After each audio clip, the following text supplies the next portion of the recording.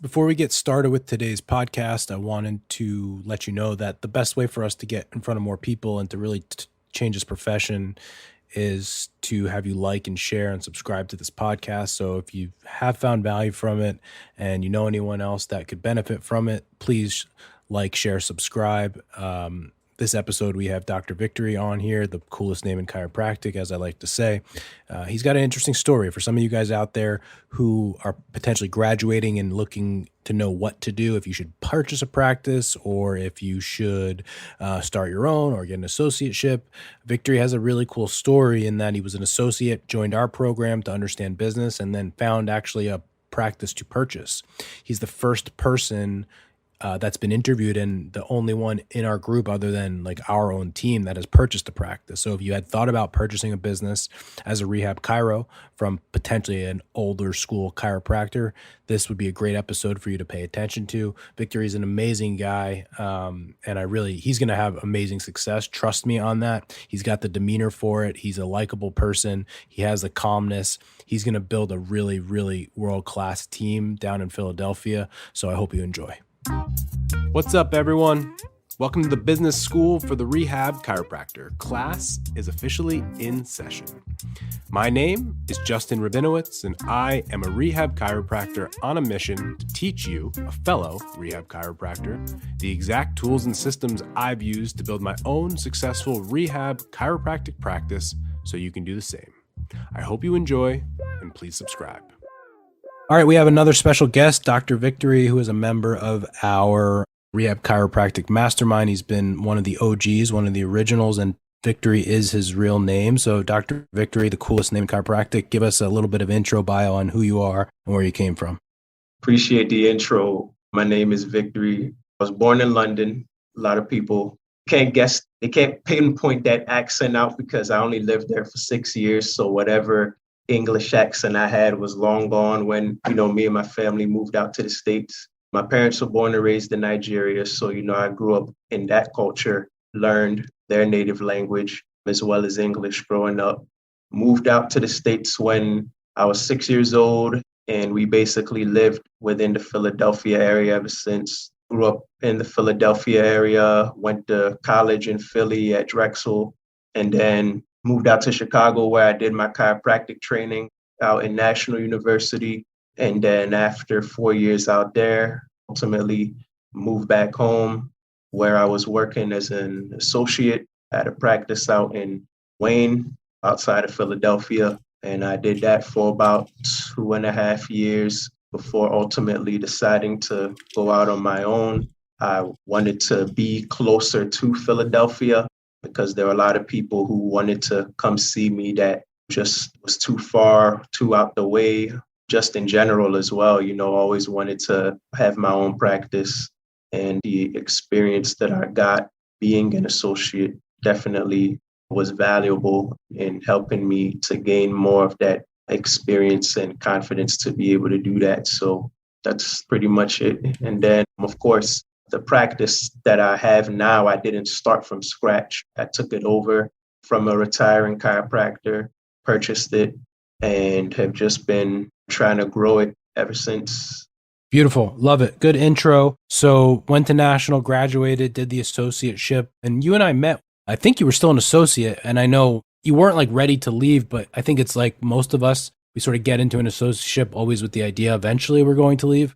But I remember when we started talking, the thought actually for you, I remember, was that you were just going to hang up a shingle and open up your own spot.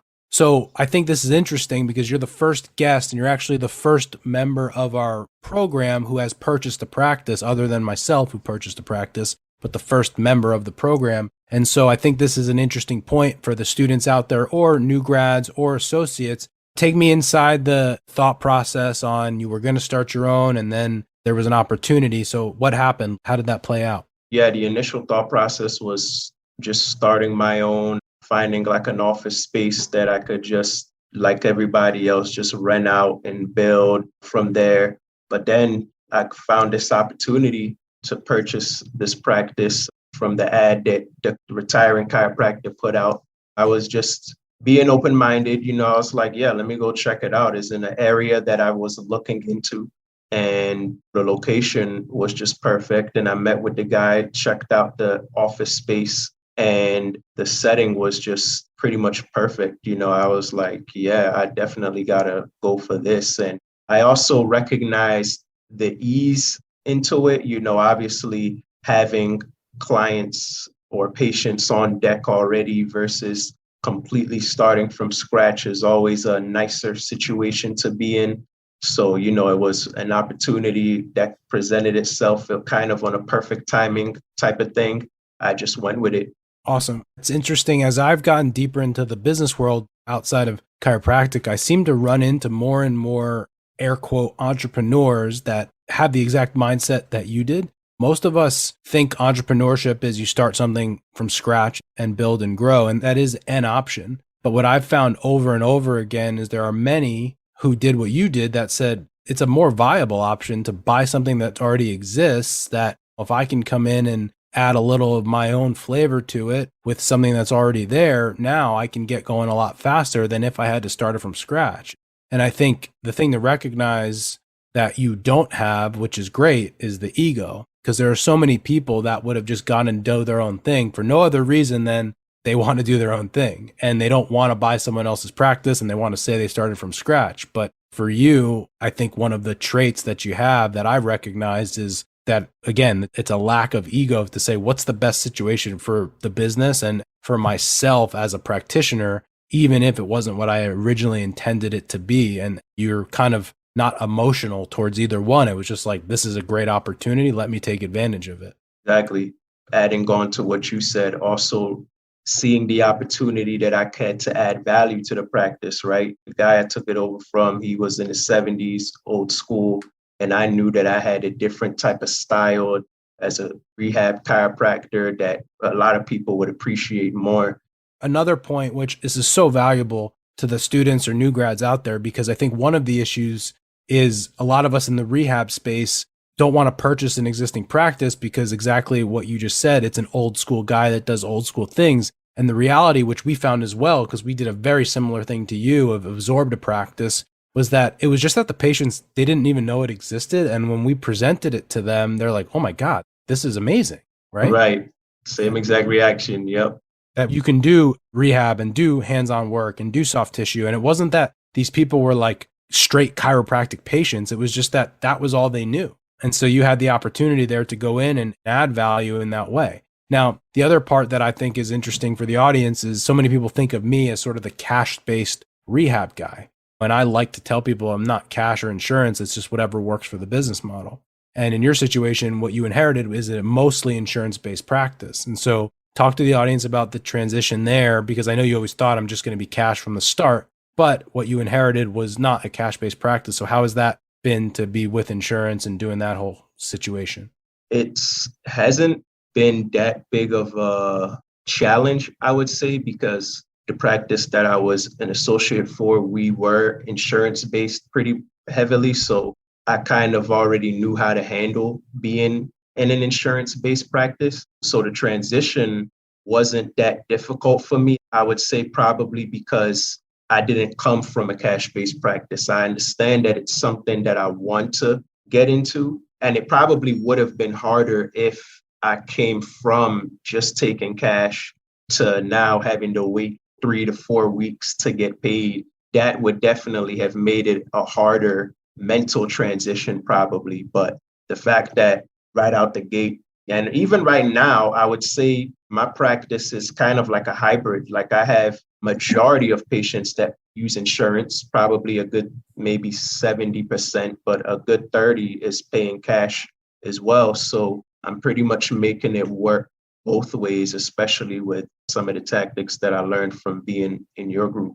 You know, I think the part that's interesting, and you don't have to obviously go into the actual numbers, but 70-30 could be like 7 patients have insurance and 3 patients have pay with cash, don't have insurance. But what we find oftentimes is even when people come into our coaching program and take insurance, still more than half of their revenue is still cash because of high deductibles and copays, and some people don't have insurance. And so I believe we are all in some version of a cash business. And the more that time goes on, I don't expect that to change in the positive for insurance.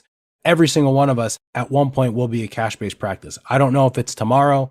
I don't know if it's in 2024. I don't know if it's in 2030. Again, I only teach what I believe and what I've done. And since the day I opened, you can talk to Lauren, who started with me in 2016 or 17. We were an out-of-network practice at the time. And I said, one day we'll be 100% cash. And so we have to treat the business that way, which means we have to understand how to market. We have to understand how to do sales training. We have to understand how to quote unquote sell at a higher price, because someone could pay $10 down the street. And whether you are charging 70 or you're charging 300, it's going to be more money either way. And if you don't know how to communicate that, you're going to be in trouble. I think that, to your point, one of the things that you've done so well is to take the concepts and say, all right, if this person has insurance, it is what it is. That's easy. But I still get 30%. And, the other tactical thing, one of the things when you bought the practice is you weren't credentialed with all the insurance. So the only way that you made money in the beginning was by being cash. So if you didn't know that, I've had people before not do our program and say, oh, I'm not ready yet because I'm doing insurance, or like, I've got to go test it out first. In theory, if you did that and you just took a break and didn't learn any of this, you'd be struggling right now because you weren't in insurance networks for a while and you had to be cash, correct? Right. People don't think about that stuff. People don't consider that at all. Talk to us about, you inherited a practice that's kind of more traditional. Give us some of the downsides potentially that you face. Now, it's important to clarify. The doc that you bought from is not what we would consider like a crazy quack chiro. He's just old school. Like, there is a distinction there. Like, we're not believing that subluxation cures cancer type of stuff. That would be challenging for you to take over.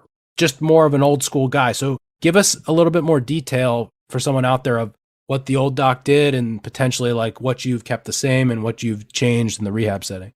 First of all, one thing that made it easy in terms of transition wise was the time he spent with patients, right? So he would book people out for 30-minute visit slots, which was perfect because that's the background that I was used to and the amount of time that I wanted to work with patients as well. So it was just a matter of what he did in the room versus what I do. So what he did, obviously with adjusting, and he would do heavy modalities. He had an activator, he had ultrasound, and then would do like some light soft tissue massage kind of work versus what I do. In addition to adjusting, I go more into details with like the assessment. I really try to get patients to understand why they have been having the issue they were having that rehab chiro background, which he didn't really have. So a lot of them during the transition process,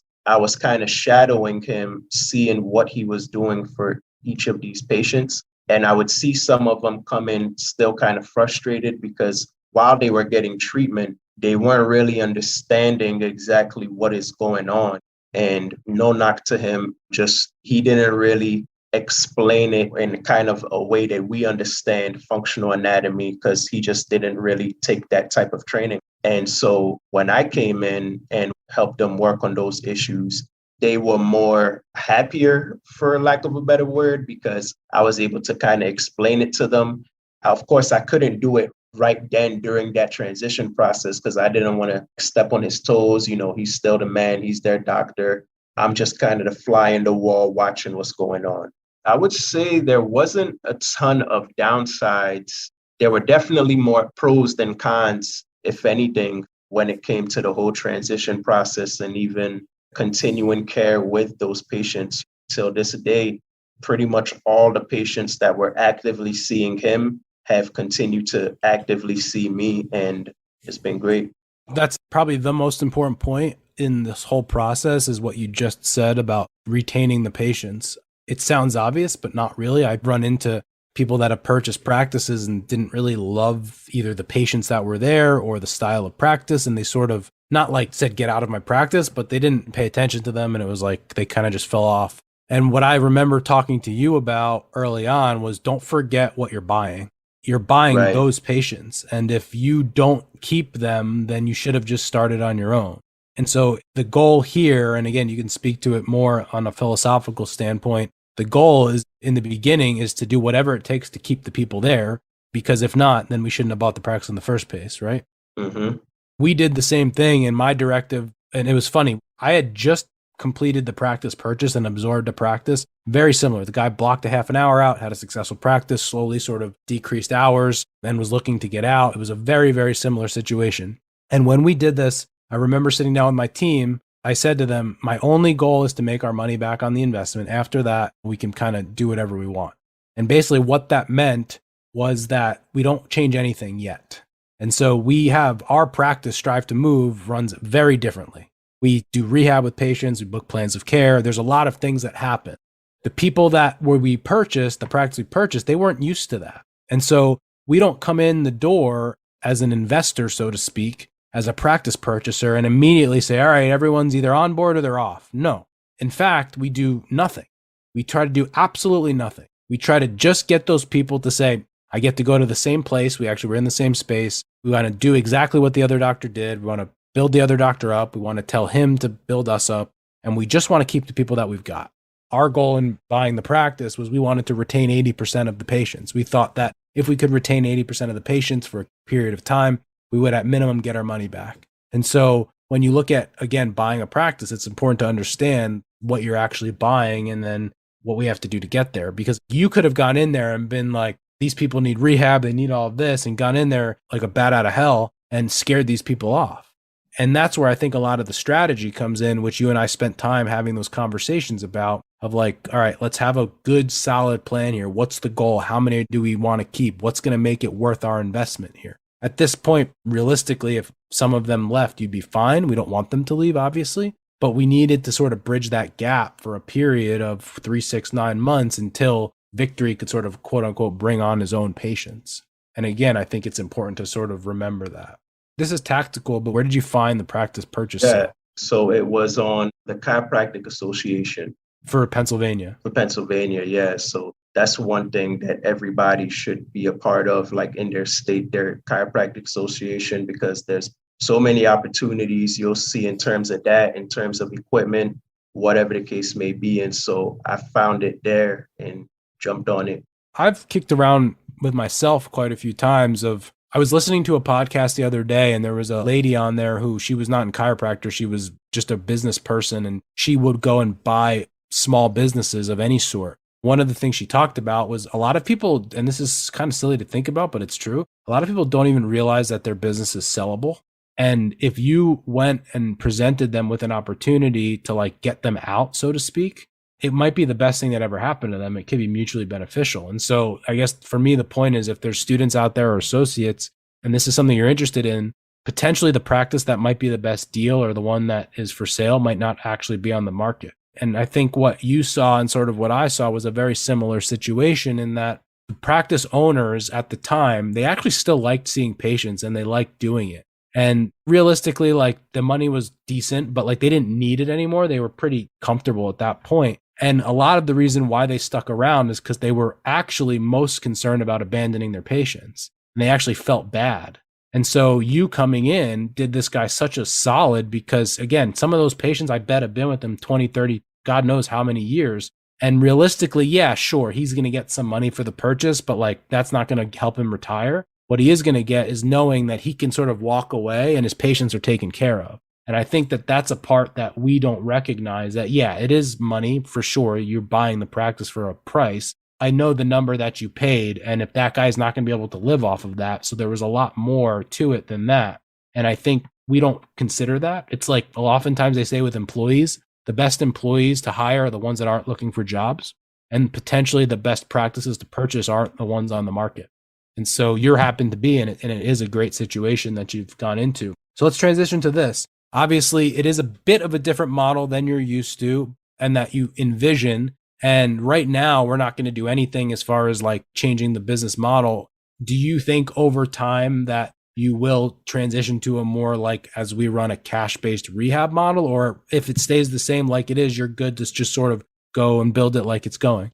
I would say right now, I'm probably just going to play it by ear, but eventually definitely can envision it being more in a cash-based model, just because there's just something about being able to kind of make your own rules in a sense, as opposed to having to play the game, right? When you take insurance, Yeah, you have to kind of play by their rules and by that game and by their model. And I can totally see that transitioning to a phase where more and more chiropractors will want to get up out of that situation. So yeah, definitely can see myself eventually becoming more of a predominantly cash-based model. So let me ask you this. You are in our group, and logically, we have 3 insurance-based practices. The rest are all cash-based, that type of thing. Logically, someone would say to you, well, you don't need to be in the group because you're taking insurance. Why do you choose to still be in the group? Well, because it's more about the business practices, right? Like the strategies that you teach in terms of communication, right? In terms of getting patients in the door. And also, like I said, there's some people that don't have insurance as well. So it's important to be able to thoroughly communicate with that 30%, or even if it's 15, 20% on how to get them through the door based off of the practices that you guys teach.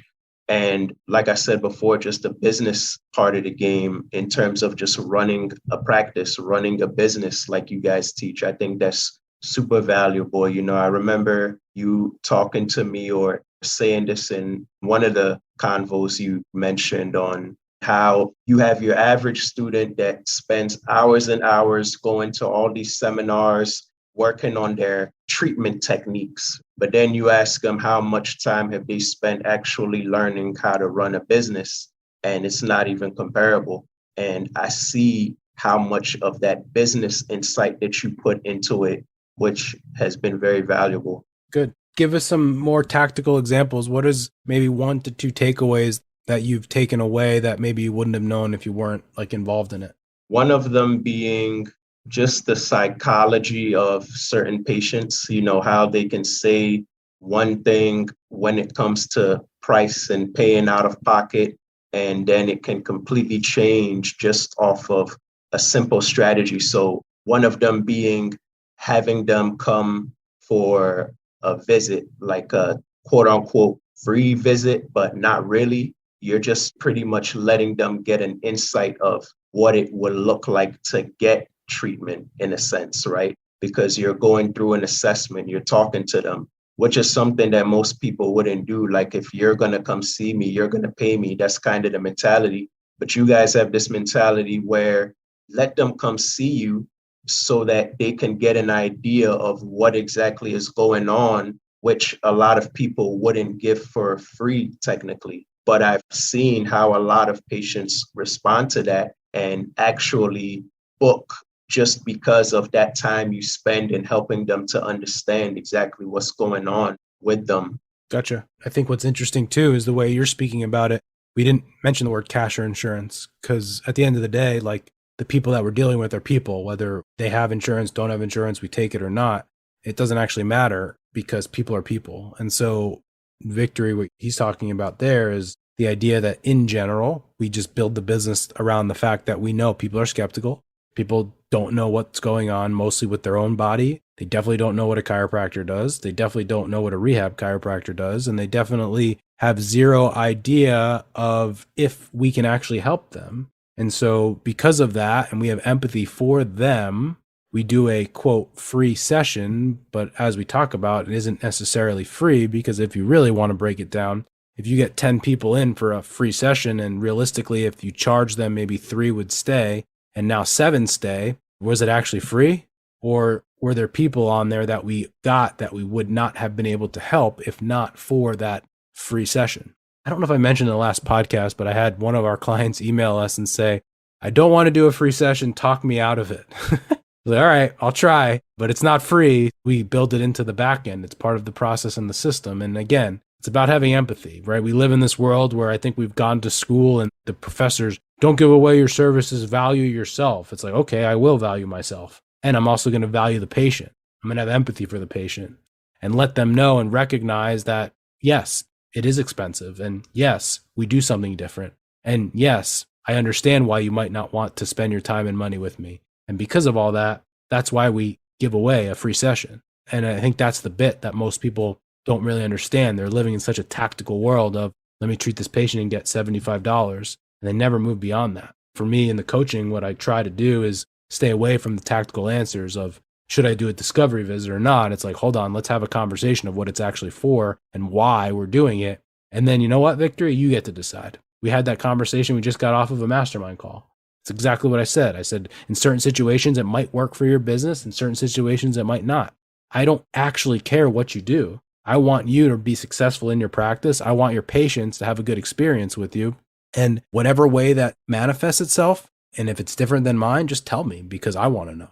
So I think amazing points on your end about the insights that you've seen. Talk about a major victory, bad word choice or good word choice.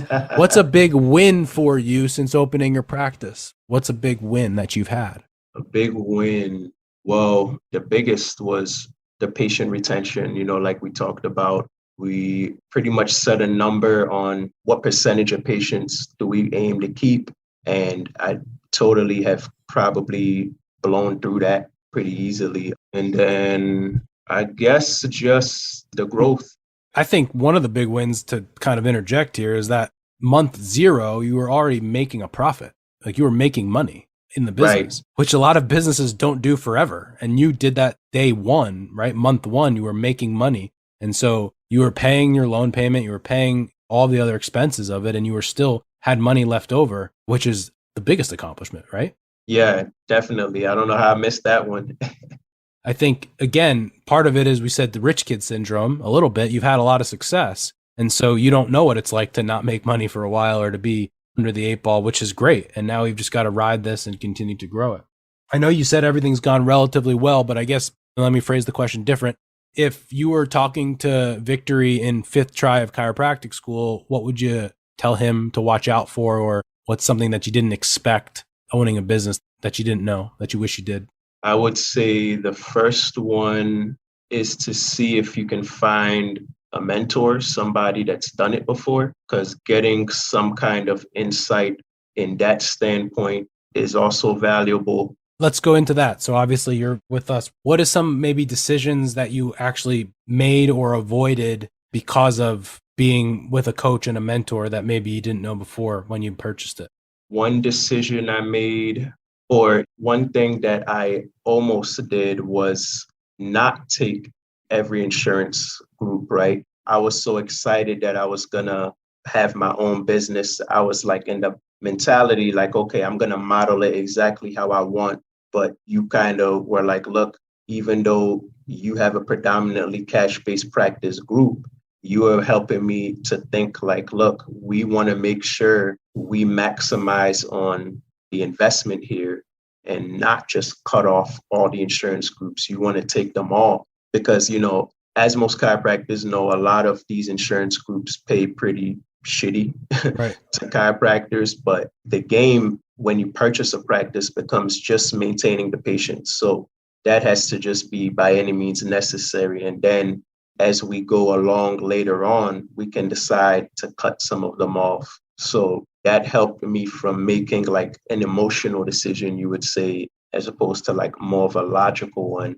And then what else I would say to look out for is just to make sure you're on top of everything. A lot of the credentialing headache that I had was just mostly because I was trying to rely on other third-party entities to help with that process. And then something got lost out of touch with the conversation, with the language that was supposed to be said for some of the credentialing process that made it take longer than it should have.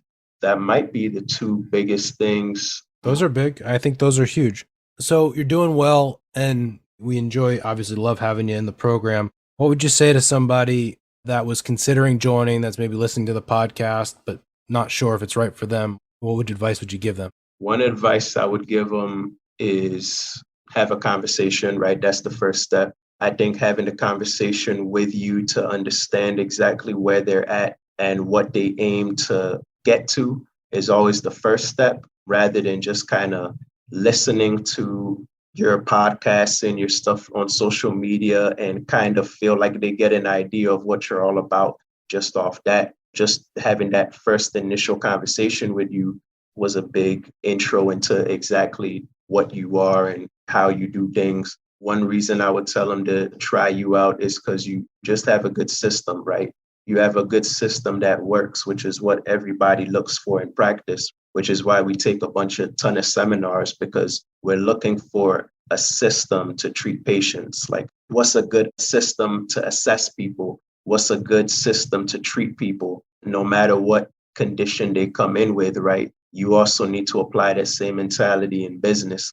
What's a good system that will help me bring patients in the door? What's a good system that will help me to improve how I'm charging or how I'm valuing my services? You know, the whole 9 yards when it comes to the business side of the game, when it comes to chiropractic practice. Your system, the proof is in the pudding. You know, you have a whole group catered to just that, helping other chiropractors like us, that's rehab chiropractors, to build their business. And it takes more than just technique. Excellent. Victory, this was fantastic. You know, before I let you kind of give your information, if people want to get in touch with you, I just wanted to tell you, I think the people that have had the most success in our group typically have a couple traits. One of them is they consistently show up and they participate. And Hannah always tells me you're emailing her asking for things, which is we encourage, right? We create a product and a system for you to be able to take advantage of. And some people actually don't take advantage of it enough. You've been to our office, you ask us for the information, you ask us for our flyers and our pricing sheets and all the different things that are necessary. And what I think is important to recognize is that is a skill, because a lot of people, even if they're in the group and they pay for it, they often don't utilize it to the best of their ability. And one of the things I've recognized for you early on is that you're very introspective. You're very willing to do the work and show up. I think that's going to serve you super well. I see a lot of myself in you, pretty calm, just stable. And what that lends itself well to long-term is growing a big team, if that's what you want, because people are going to be drawn to your personality, and you're going to be the guy that everyone's going to look at when things are crazy, that they're going to say, all right, if victory's come, I'm going to be calm. That's a trait and a quality that not everybody has, and you definitely do. So that's an amazing thing to have, and why I think you're going to just continue to grow and be so successful in what you've done and what you are going to do. And more than that, again, like I said, I remember telling you this because I've told it only 2 or 3 times. Most people end up to me with the equivalent of having like 10 out of 10 back pain, where like it was getting bad, it was getting bad, it was getting bad. And then finally, it's like one day they decided that they needed to fix it. In our office, in coaching, it's the same thing. Most people are in business and business and business, and it's not good, it's not good, it's not good, it's not good. And then one day shit hits the fan, and then they call me. And I think that it is another skill and a trait that you literally started the program while you were still an associate. It's like you knew that one day I was going to be here, and before you didn't make an excuse of like, well, I'm not there yet, let me go try to do this, or let me try to buy it first and then implement later. You went in and said, no, I have goals and I want to start that process now. And the idea of learning business skills early on, you valued enough to invest even before you had a problem, which I can't stress that enough. That is not normal. Most people wait till they're 500 pounds before they go on a diet. They wait until they have a heart attack before they start exercising. They wait till their back is 10 out of 10 pain before they seek out care. The people that I believe are the most successful are not the ones that wait, that are proactive. They don't wait to see how it goes on their own. They don't wait to try to do some things. They actually take action, and they preemptively do things before it becomes a problem. So I'm impressed by you. I admire what you've done so far. I admire where you're going to be. You're a huge member of our community, and I can't thank you enough for the value that you've provided me and the support in everything that we've done. So thank you. Thank you. Appreciate you, the group, everything that you're doing. So you are in the suburbs of Philly, but if someone wants to reach out and has questions about your practice or what you do or wants to talk to you, tell us where they can find you. My office is right outside Philly, like you said, just about 10, 15 minutes out. They can reach me on my website at victorychiropracticandperformance.com for more information. It has the office address and more of what I do on there, my social media information, which, you know, if they want to follow me is at Dr. Victory DC, or you can follow the Victory Chiro and Performance Instagram page as well. Pretty much just go on my website. Everything is there. It'll make it simpler and easier. Beautiful. I love it, man. Thank you so much. Thank you. Thank you so much for listening to this episode. And if you found this content valuable, here are 4 ways I can help you for free. 1, grab a copy of my free guide, the Rehab Chiropractor's Checklist. You can get that at go.drjustinrabinowitz.com/guide. That's go.drjustinrabinowitz.com/guide. 2, go ahead and give me a follow on Instagram at Justin Rabinowitz, where I post business content. 3, subscribe to my weekly newsletter by sending me an email at coaching@strivetomove.com. And 4, leave us a 5-star review so we can gain access to more influential people and bring those lessons back to you.